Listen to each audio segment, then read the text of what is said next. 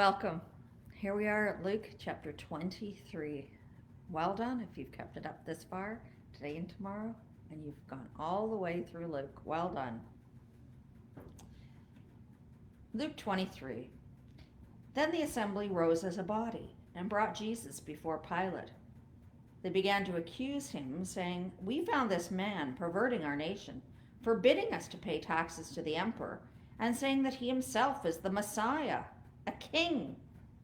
Then Pilate asked him, "Are you the king of the Jews?" He answered, "You say so." Then Pilate said to the chief priests and the crowds, "I find no basis for an accusation against this man."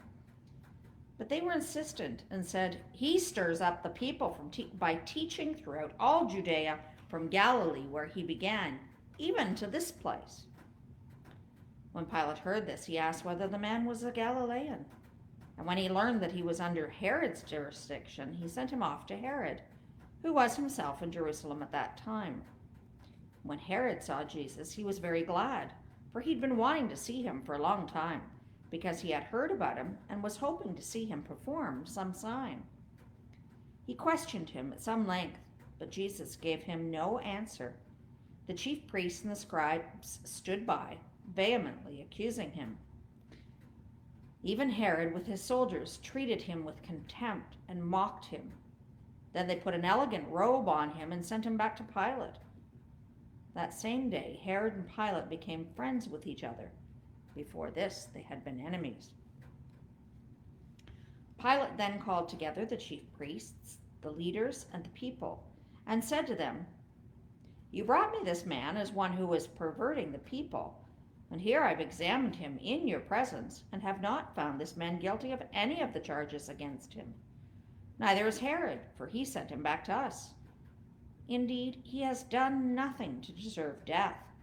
I will therefore have him flogged and release him."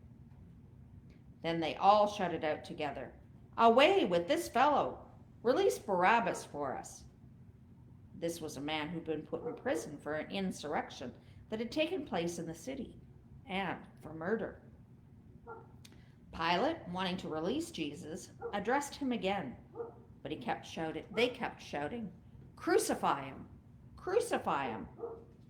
A third time he said to them, "Why? What evil has he done? I found in him no ground for the sentence of death. I will therefore have him flogged and then release him." But they kept urgently demanding with loud shouts that he should be crucified, and their voices prevailed. So Pilate gave his verdict that their demand should be granted. He released the man they asked for, the one who'd been put in prison for insurrection and murder, and he handed Jesus over as they requested and as they wished.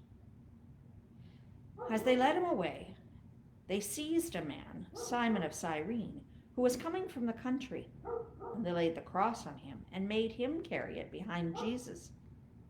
A great number of people followed him, and among them were women who were beating their breasts and wailing for him. But Jesus turned to them and said, "Daughters of Jerusalem, do not weep for me, but weep for yourselves and for your children. For the days are surely coming when they will say, 'Blessed are the barren, and the wombs that never bore, and the breasts that never nursed.' Then they will begin to say to the mountains, 'Fall on us,' and the hills, 'Cover us.' For if they do this when the wood is green, what will happen when it is dry?" Two others also, who were criminals, were led away to be put to death with him. When they came to the place that is called the Skull, they crucified Jesus there with the criminals, one on his right and one on his left. Then Jesus said, "Father, forgive them, for they do not know what they are doing." They cast lots to divide his clothing, and the people stood by watching. But the leaders scoffed at him, saying, "He saved others, let him save himself if he's the Messiah of God, his chosen one."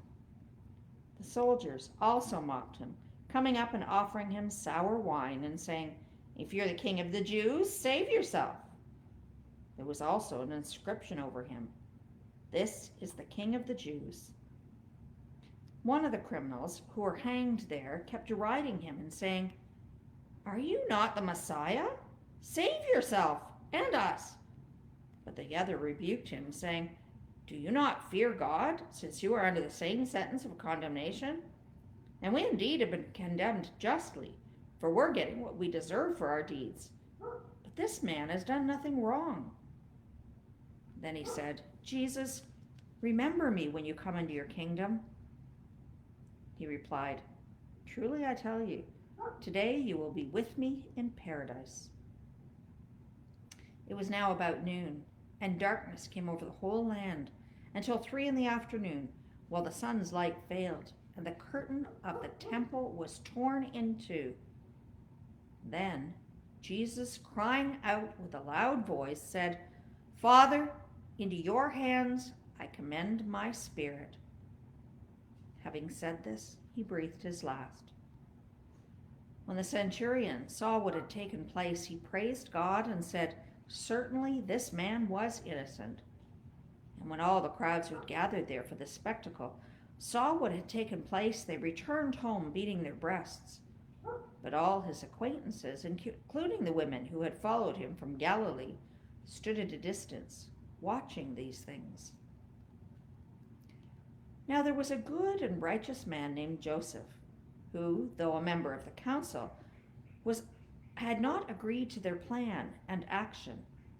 He came from the Jewish town of Arimathea, and he was waiting expectantly for the kingdom of God. This man went to Pilate and asked for the body of Jesus.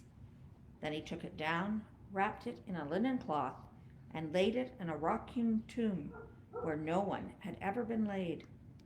It was the day of preparation, and the Sabbath was coming. The women who had come with him from Galilee followed, and they saw the tomb and how his body was laid. Then they returned and prepared spices and ointments. On the Sabbath, they rested according to the commandment. And that ends the 23rd chapter of Luke. See you tomorrow.